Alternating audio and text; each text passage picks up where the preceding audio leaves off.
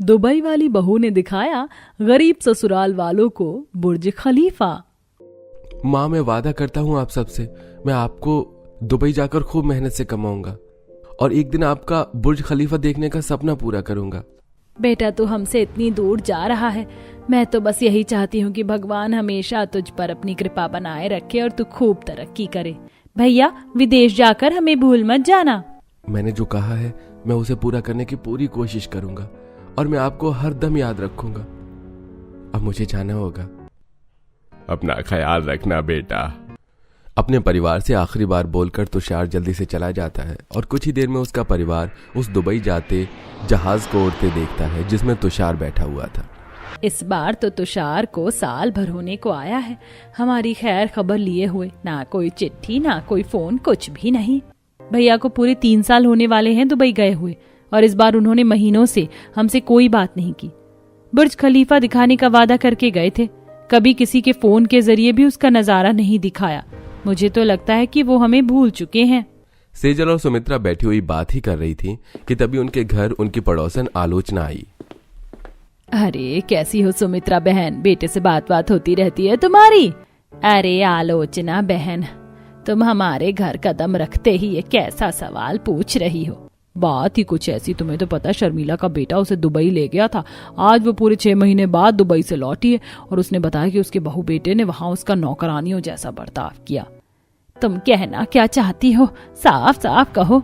मैं तो बस ये बताना चाह रही हूँ कि कहीं तुम्हारे बेटे ने भी तुम्हें बताए बिना शादी ना कर ली हो। अगर ऐसा हुआ तो तुम्हारे साथ भी शर्मिला की तरह ही होगा। नहीं, मेरा बेटा ऐसा नहीं है, वो मुझे बिना बताए ऐसा कुछ नहीं करेगा। इस पर आलोचना बिना कुछ कहे वहां से चली गई। आलोचना के जाने के कुछ देर बाद ही सुमित्रा के घर के सामने एक बड़ी गाड़ी आकर खड़ी हो गई। अरे ये इतनी बड़ी गाड़ी हमारे घर के सामने आकर क्यों खड़ी हो गई है? सेजल ने इतना बोला ही था कि तभी गाड़ी से उसका भाई तुषार उतरा, जिसे देखकर सेजल फूल ही नहीं समाई। भैया, आप इस तरह कैसे, और वो भी इतनी बड़ी गाड़ी में बैठकर? माँ जल्दी आइए, देखिए कौन आया है। अरे कौन आ गया जो इतना शोर मचा रही है? तुषार बेटा, तू आ गया। कैसा है तू? इतने दिन से बात क्यों नहीं की? माँ, मैं आप सभी को सरप्राइज देना चाहता था, इसलिए मैंने आपको बताया नहीं। और पिताजी कहाँ हैं? तू अंदर तो आ जा, तेरे पिताजी भी बस आते ही होंगे। माँ, मैं अंदर तो आ जाऊंगा, लेकिन मैं यहाँ रहने नहीं बल्कि आप सभी को लेने आया हूँ। मैंने कुछ महीने पहले शादी कर ली, इसके चलते मैं आपसे बात नहीं कर पाया। मुझे माफ कर देना माँ, मैंने आपको बिना बताए ये सब कर लिया और अब मेरी बीवी मेरे साथ दुबई से यहाँ आपको लेने आई है। इतना कहते ही गाड़ी से एक लड़की उतरी जिसने दुबई स्टाइल के कपड़े पहने हुए थे। उसने आकर सुमित्रा को नमस्कार किया। माँ, यह है लिया, आपकी बहू। इस पर सुमित्रा और सेजल को समझ नहीं आ रहा था कि वो खुश हों या दुखी। आलोचना की बात उनके दिमाग में घूमने लगी। आलोचना की बात सुनकर जो डर उनके मन में बैठा हुआ था वो कुछ ही देर में सच में बदलकर उनके सामने आकर खड़ा हो गया। खाना तैयार है, अंदर आकर दोनों खा लो। सुमित्रा सिर्फ इतना कहकर वापस घर में चली गई। सेजल भी पीछे से निराश होकर घर में चली गई। अभी कुछ देर पहले जो उनके चेहरे पर खुशी दिखाई दे रही थी वो अब निराशा में बदल चुकी थी। मुझे पता था कि माँ को इस बात का बहुत बुरा लगेगा। अभी उनके लिए ऐसा महसूस करना लाजमी है, लेकिन मुझे यकीन है कि वो जल्दी ही सब कुछ अपना लेंगी। तुषार के लिए अपने परिवार को दुबई लेकर जाना उसे बहुत ज्यादा मुश्किल था। जितना उसने सोचा था उससे भी ज्यादा। उसका परिवार दुबई जाने से काफी घबरा रहा था, क्योंकि उन्हें लगता था कि उनके साथ भी वैसा ही होगा जैसा शर्मिला के परिवार के साथ हुआ। जहाज में सफर करते समय तुषार और लिया ने सभी का पूरा ख्याल रखा और इसी तरह उड़ते हुए उनका जहाज दुबई की जमीन पर उतरा। कितना बड़ा घर है ये, क्या ये घर सच में भैया का है? तेरे भाई को बहुत मेहनत करनी पड़ी होगी इस घर को बनाने में।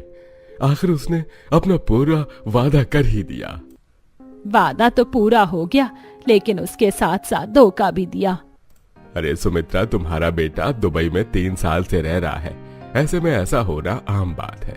आम बात है? मेरे बेटे ने बिना बताए शादी कर ली। हो सकता है ये इस लड़की की ही चाल हो। मुझे डर है कि कहीं हमारे साथ भी ऐसा ही ना हो जैसा शर्मिला के परिवार के साथ हुआ। सुमित्रा ऐसे ही बातें कर रही थी कि तभी कमरे में लिया कुछ कपड़े लेकर आई, जिस पर सेजल ने सुमित्रा से जल्दी से चुप होने का इशारा किया। आप सभी बहुत थक गए होंगे, आप नहा धोकर कपड़े बदल लीजिए, इतने में खाना बनकर तैयार हो जाएगा। और ये है हमारे घर की मेड, अगर आप लोगों को किसी भी चीज की जरूरत पड़े तो इनसे कह दीजिएगा। लिया की भाषा सुनकर सभी हैरान हुए। उन्हें ऐसा लगा जैसे वो इंडिया की रहने वाली हो। लिया उनके पास मेड को छोड़कर चली गई। बहू का स्वभाव तो कितना अच्छा है, और ये तो कितनी अच्छी हिंदी भी बोल लेती है। तुम तो बेवजह ही चिंता कर रही हो। कौन जानता है कि ये सब सिर्फ एक ड्रामा हो। मुझे तो लगता है ये मीठी छुरी बन रही है, बाद में हमसे सब कुछ वसूल लेगी। लेकिन माँ, ये हमसे क्या वसूलेंगी भला? हमारे पास तो कुछ है ही नहीं। क्या पता हमें नौकर बनाकर हमसे सारे काम ले, या फिर हर चीज के पैसे मांगे। हालांकि इस बात का कोई मतलब नहीं बन रहा था, लेकिन सुमित्रा खुद को ऐसा सोचने से रोक नहीं पा रही थी। कुछ देर में नहा धोकर कपड़े बदलकर वो बाहर आई और फिर मेड ने उन्हें डाइनिंग टेबल तक लेकर गई, जहां लिया और तुषार पहले से ही उनका इंतजार कर रहे थे। मम्मी जी, आपको कोई दिक्कत तो नहीं हुई ना? क्या नहाकर आपकी थकान दूर हो गई? मैं सब जानती हूँ कि हमारे साथ इतना अच्छा बनने के पीछे का कारण क्या है। हाँ बहू, नहाकर हम एकदम ताजा हो गए हैं, और हमारे कमरे में ही स्नान घर है, ये देखकर मुझे बहुत अच्छा लगा। वो आज से आपका और मम्मी जी का ही कमरा है। अब आप आकर खाना खा लीजिए। माँ, हमने आपके लिए दुबई का खास खाना बनाया है, और अगर आपको ना पसंद आए तो आप इंडियन खाना भी खा सकती हैं। हमने वो भी बनवा कर रखा है। अरे बेटा, तू इतनी चिंता क्यों कर रहा है? मैं तो सादी चटनी से भी रोटी खा लेती हूँ। असल में लिया को चिंता हुई कि कहीं आपको दुबई का खाना पसंद नहीं आया तो, इसलिए मेड से कहकर आपके लिए इंडियन खाना भी बनवा दिया। इस बात पर सुमित्रा को थोड़ी हैरानी हुई, लेकिन फिर भी वो चुपचाप खाना खाने बैठ गई। थोड़ी देर बाद खाना खाकर सभी वापस अपने कमरे में जाने लगे कि तभी, अरे सेजल, यहाँ आओ, मुझे तुम्हें कुछ दिखाना है। लिया सेजल को अपने साथ ले गई। वहीं सुमित्रा को इस पर चिंता होने लगी। हे भगवान, ये कहाँ लेकर गई है मेरी बेटी को? मुझे जाकर देखना होगा। रुको सुमित्रा, तुम ज्यादा ही सोच रही हो। वो कहाँ लेकर जा सकती है सेजल को भला? इधर सुमित्रा की चिंता बढ़ रही थी, उधर लिया सेजल को एक कमरे में लेकर गई। सेजल, ये तुम्हारा कमरा है। हमने तुम्हारी जरूरत के सारे सामान का इंतजाम किया है, लेकिन अगर फिर भी तुम्हें किसी चीज की जरूरत हो तो मुझे बताना। सेजल ने देखा कि कमरा बहुत ही बड़ा और बड़े ही सुंदर तरीके से सजा हुआ था। क्या ये सच में मेरा कमरा है? ये तो किसी राजकुमारी के कमरे जैसा लग रहा है। मुझे तो अपनी आंखों पर विश्वास ही नहीं हो रहा। और जरा ये तो देखो, यहाँ से कितना अच्छा नजारा दिखता है। मैंने इसी वजह से तुम्हारा कमरा यहाँ बनवाया है। सच में कितना सुंदर नजारा है। मुझे तो पता ही नहीं था कि हम इतनी ऊंचाई पर हैं। वैसे आपने मेरे लिए इतना सब कुछ क्यों किया? सेजल, ये क्या पूछ रही हो? मैंने कुछ भी नहीं किया है भला। ये घर तुम्हारे भैया ने बनवाया है, तो ये घर तुम्हारा है। मैंने तो सिर्फ थोड़ी मदद की है। अच्छा, ये सब छोड़ो, अब तुम जल्दी से सो जाओ, कल हम घूमने जा रहे हैं। लिया की बात सुनकर सेजल अब पूरी तरह उलझ चुकी थी। जैसे वो और सुमित्रा लिया के बारे में सोच रही थी, वैसा कुछ भी नहीं दिखाई दे रहा था। लेकिन अब भी उनके मन में थोड़ा शक बना हुआ था। अगले दिन लिया सेजल और सुमित्रा को अच्छे से तैयार करके घुमाने लेकर गई। चलती हुई गाड़ी से वो सभी सारे नजारे देख रहे थे, और चलते चलते गाड़ी ऐसी जगह आकर रुकी जहां से बुर्ज खलीफा साफ नजर आ रहा था। ये तो दुबई की मशहूर बिल्डिंग है ना? हाँ मम्मी जी, ये है बुर्ज खलीफा, दुबई की मशहूर और दुनिया की सबसे ऊंची इमारत। तुषार ने मुझे बताया था कि इसे देखना आपका सपना रहा।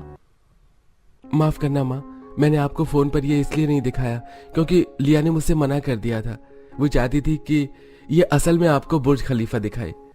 इस पर पूरे परिवार को काफी हैरानी हुई। मुझे तो अपनी आंखों पर विश्वास ही नहीं हो रहा है।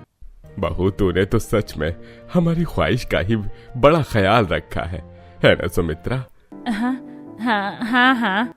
इसके बाद पूरा परिवार बुर्ज खलीफा का नजारा देखकर खूब घूमा। वहीं पर एक रेस्टोरेंट बना हुआ था जहां पर उन्होंने खाना खाया। रात होने तक सभी ने बड़े मजे किए। एक फेस्टिवल की वजह से रात में बुर्ज खलीफा के बड़े फव्वारे चलने लगे और आसमान में पटाखे छोड़े गए। ऐसे नजारे से किसी की नजर नहीं हट रही थी। सुमित्रा के पूरे परिवार ने वहां खूब सारे फोटोज लिए और देर रात होने पर वो सभी वापस घर लौटे। तो आप सभी को कैसा लगा यहाँ घूमकर? हम कभी भी अपनी जिंदगी में इस तरह कहीं नहीं घूम पाए। आज सिर्फ तुम्हारी वजह से हमें ऐसे नजारे देखने को मिले। किशन की बात सुनकर लिया की आंखों में आंसू आ गए। ये देख सुमित्रा और सेजल पूरी तरह से चौंक गई। अब लिया के लिए उनकी सोच में एक बर्ताव आने लगा था। अगले दिन लिया सुमित्रा और सेजल को शॉपिंग के लिए लेकर गई। कहीं ऐसा ना हो कि ये हमें शॉपिंग करने के बाद सारे पैसे हमसे ही मांग ले। मम्मी जी, ये है यहाँ का सबसे बड़ा शोरूम। यहाँ पर आपको कई तरह के कपड़े, गहने, जूते, चप्पलें, पर्स वगैरह सब मिल जाएगा और यहाँ हर इंडियन स्टाइल की चीजें भी मिलती हैं। इसके बाद लिया ने सुमित्रा और सेजल को कपड़ों के सेंटर में ले गई, जहां नए नए डिजाइन के अलग अलग तरह के कपड़े थे। लिया ने सेजल के लिए दुबई स्टाइल ड्रेसेस और सुमित्रा के लिए कुछ साड़ियां ली। क्या ये सब मुझ पर अच्छा लगेगा? मैंने आज से पहले कभी ऐसी ड्रेस नहीं पहनी है। अरे इतना सोच क्यों रही हो सेजल? तुम तो इतनी सुंदर हो, तुम्हारे ऊपर तो कुछ भी अच्छा लगेगा। और मम्मी जी, आपके लिए मैंने ये कुछ साड़ियां पसंद की हैं, आप एक बार इन्हें देख लीजिए। सभी साड़ियां बहुत ही सुंदर थी। उन्हें देखकर सुमित्रा के मन में लड्डू फूटने लगी, लेकिन बस उतनी ठीक है इतना कहकर उसके आगे कुछ नहीं बोला। इसके बाद लिया ने उन्हें कुछ गहने भी दिलाए जो कि देखने से काफी महंगे लग रहे थे। अब आप दोनों यहीं रुकिए, मैं इनकी पेमेंट करके आती हूँ। इतना कहकर लिया सामान की पेमेंट करने चली गई। उसने अपने डेबिट कार्ड से पेमेंट की, जिसे देखकर सुमित्रा और सेजल को बड़ी हैरानी हुई। सेजल, क्या यहाँ पैसों की जगह ये छोटा सा कार्ड चलता है या ये सिर्फ नाटक कर रही है? कहीं ये हमें फंसा ना दे। पता नहीं, मुझे तो कुछ भी समझ नहीं आ रहा है माँ। पेमेंट करके लिया वापस उनके पास पहुंची। चलिए मम्मी जी और सेजल, पेमेंट हो गई, अब हम घर चलते हैं। सेजल और सुमित्रा पूरी तरह उलझी हुई थी, लेकिन इस बात को दिमाग से निकालकर वो वापस लिया के साथ घर पहुंची। सेजल, मम्मी जी, हम लोग कल 2 दिन के लिए एक महंगे होटल में रहने जा रहे हैं। आप इनमें से कोई अच्छे से कपड़े पहन लीजिएगा, फिर हम चलेंगे। क्या वो होटल बहुत महंगा है? और वो होटल है कहाँ? हाँ सेजल, वो होटल महंगा है, पर तुम उसकी चिंता मत करो। और हाँ, वो होटल बुर्ज खलीफा के अंदर बना हुआ है। उसका नाम है अल्ट्रा लग्जरी अरमानी होटल। वैसे तो वहाँ पर सिर्फ अरबपति लोग ही जाते हैं, लेकिन तुषार की कंपनी से हमें ऑफर में वहाँ रहने का मौका मिला है। क्या तुम लोग वहाँ जाते रहते हो? नहीं मम्मी जी, हम भी वहाँ पहली बार ही जाने वाले हैं। अगले दिन लिया ने सभी को जल्दी उठा दिया और फिर सुमित्रा और सेजल अच्छे से कपड़े पहनकर उन्हें एक बड़े सेल में लेकर गई। सेजल, मम्मी जी, आज हम यहाँ पर खूब जमकर तैयार होंगे। क्यों, कोई खास बात है क्या? हाँ, खास बात तो है ना, क्योंकि हम इतने बड़े होटल में जो जा रहे हैं। लेकिन सिर्फ एक होटल में जाने के लिए हमें इतना तैयार होने की क्या जरूरत है? इस पर लिया ने किसी तरह बात को आई गई कर दिया और फिर तीनों सास, बहू और नंद तैयार होने को बैठी, जहां सबसे पहले उनके बाल धोए गए और फिर मैनिक्योर किया। पूरा स्पा करने के बाद उन्होंने कपड़े बदले, फिर वहां के मेकअप आर्टिस्ट ने तीनों का मेकअप किया। तैयार होने के बाद सुमित्रा और सेजल को अपने आप पर ही यकीन नहीं हो रहा था। क्या ये मैं ही हूँ? मुझे तो मुझ पर ही विश्वास नहीं हो रहा। ये भी शादी भी कितनी सुंदर है। मैंने आज से पहले कभी इतनी सुंदर ड्रेस नहीं पहनी है। पूरी ड्रेस नगों से दमक रही है और आप दोनों इससे कई गुना ज्यादा सुंदर दिख रहे हो। लेकिन क्या हम सच में इस तरह होटल में जाएंगे? हाँ लिया, वहाँ सभी ऐसे ही कपड़े पहनते हैं। आज शाम होने वाली है, अब हमें चलना चाहिए। इसके बाद लिया ने तुषार को फोन किया। तुषार गाड़ी लेकर वहां पहुंचा, जिसमें किशन भी बैठा हुआ था। तीनों सास, बहू और बेटी गाड़ी में बैठकर बुर्ज खलीफा के ग्रैंड अरमानी होटल में पहुंचे, जो अंदर से बड़ा ही आलीशान और सुंदर बना हुआ था। मुझे तो बिल्कुल पता नहीं था कि बुर्ज खलीफा के अंदर एक होटल भी है, और वो भी इतना बड़ा।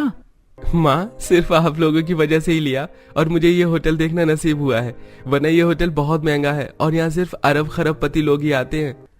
जैसी इसकी बनावट, इसे देखकर तो लगता है कि यहाँ सिर्फ बड़े अमीर लोग ही आ सकते हैं। इसी तरह बातें करते हुए सब तरफ घूमने के बाद वो सभी अपने कमरे में गए। ओहो, ये कमरा तो हमारे घर से भी बड़ा है और यहाँ रखी हर चीज बड़ी कीमती लग रही है। सुमित्रा, कहीं कुछ तोड़ मत देना, नहीं तो ये लोग तुमसे उसके पैसे ले लेंगे। इस पर सुमित्रा ने मुंह बना लिया और फिर सभी हंसने लगे। कुछ देर बाद रात होने पर अचानक ही कमरे की लाइट बंद हो गई। ए भगवान, ये बिजली कैसे चली गई? कितना अंधेरा हो गया। सेजल, तुषार, बेटी कहाँ हो तुम? किशन जी, मुझे बड़ा डर लग रहा है, कहाँ चले गए सब? सुमित्रा डर के मारे कांपने लगी कि तभी अचानक कमरे की लाइट्स जल गई और सभी ने तेज तेज तालियों के साथ जन्मदिन का गीत गाना शुरू कर दिया। सभी तालियां बजाकर जन्मदिन का गीत गा रहे थे और सामने एक बड़ा ही सुंदर केक रखा हुआ था। Happy birthday to you, happy birthday to you, happy birthday मेरी प्यारी भोली माँ, हैप्पी बर्थडे टू यू। ये सब देख सुमित्रा की आंखें भर आईं। उसे कभी नहीं सोचा था कि एक दिन उसका इस तरह जन्मदिन मनाया जाएगा। तुम सबको याद था कि आज मेरा जन्मदिन है? अरे माँ, हम इतना खास दिन भला कैसे भूल सकते हैं? और ये सब लिया का प्लान था, आपके बर्थडे को सरप्राइज रखने का। अब सुमित्रा के दिल में लिया के लिए बनी शक की दीवार एक सूत जितनी पतली हो चुकी थी, लेकिन अभी भी सुमित के मन में डर बना हुआ था। सभी ने खूब मजे से नाचते गाते खाते पीते सुमित्रा का बर्थडे सेलिब्रेट किया। कमरे की शीशे की दीवार से बाहर का सुंदर नजारा दिखाई दे रहा था। घंटों के सेलिब्रेशन के बाद सभी थक गए। अब हम सभी को कपड़े बदल लेने चाहिए और आराम करना चाहिए। हाँ बहू, पूरा दिन इसी तरह भाग दौड़ में ही खत्म हो गया। सभी कपड़े बदलकर आराम करने लगे। सभी काफी खुश थे। पार्टी करके थकने के बाद सभी को गहरी नींद आई, जिस पर अगले दिन सुबह उठने में देर हो गई। होटल सर्विस से नाश्ता पहुंचाया गया। किशन और तुषार कुछ देर के लिए कमरे से बाहर घूमने चले गए। वहीं लिया, सुमित्रा और सेजल कमरे में ही थी। मम्मी जी, मैं आपसे माफी मांगना चाहती हूँ। वो मैं तुषार जी से अब से लगभग 2 साल पहले मिली थी। उनको डर था कि कहीं आप शादी के लिए मना ना कर दें, इस वजह से उन्होंने आपको कोई खबर नहीं दी। मैं इस बात पर शर्मिंदा हूँ। जो हो गया सो हो गया। लेकिन ये बताओ कि क्या तुमने अपने परिवार को भी कुछ नहीं बताया? परिवार के नाम पर सिर्फ मेरे पापा हैं, जो कि एक बिजनेसमैन है। उनके पास मुझे देने को समय नहीं है। मेरी माँ मुझे जन्म देने के कुछ समय बाद ही भगवान को प्यारी हो गई। तब से अभी तक मैं अकेली थी, लेकिन आपके आने से मुझे एक माँ और एक बहन मिली, जिससे मैंने एक असली खुशी अनुभव की। सुमित्रा को लिया की बात सुनकर एक झटका लगा। अभी तक जो सब वो लिया के बारे में सोच रही थी, वो अब पूरी तरह खत्म हो गया। ये बच्ची तो बिन माँ के पली है और मैंने इसके बारे में कितना बुरा सोचा। और आपको ये जानकर खुशी होगी कि मेरी माँ एक भारतीय नारी थी। क्या सच में? तू एक भारतीय नारी से जन्मी है? आपको क्या लगा मुझे इतनी अच्छी हिंदी बोलनी कैसे आती है? मम्मी भारत में पली बड़ी थी, लेकिन उनकी शादी यहाँ हुई और फिर यहाँ मेरा जन्म हुआ। लेकिन भारत के लिए भी मेरे मन में उतना ही प्यार है जितना यूएई के लिए। मुझे माफ कर दे बहू, मैंने तेरे बारे में बहुत गलत सोचा। मुझे ऐसा लगा कि तुम भी हमारे साथ वैसा ही करोगी जैसा कि हमारी पड़ोसन के साथ हुआ। मम्मी जी, अचानक आपको क्या हुआ और आप किस पड़ोसन की बात कर रही हैं? इस पर सुमित्रा ने लिया को सारी बात बताई। आपने जो देखा उसके हिसाब से आपके मन में ऐसी बातों का आना वाजिब है, लेकिन मैं आपसे वादा करती हूँ कि मैं आपके साथ कभी ऐसा करने का सोचूंगी भी नहीं। मुझ पर भरोसा रखिए बहू, मुझे तुझ पर पूरा भरोसा है। और आज से मैं तेरी सास और सेजल तेरी ननद नहीं बल्कि तेरी माँ और बहन है, और हम हमेशा तेरे साथ रहेंगे। हाँ भाभी, आज से सारी गलतफहमियां खत्म हो चुकी हैं। अब हम सब एक परिवार हैं। लिया को इतने दिनों में पहली बार सुमित्रा ने बहू और सेजल ने भाभी कहकर बुलाया, जिस पर लिया की खुशी के ठिकाने नहीं थे। अब उनके बीच सब कुछ ठीक हो चुका था। अब सुमित्रा बड़े ही प्यार से लिया के साथ रहती और अब सभी खुशी खुशी एक साथ जीवन बिताने लगे।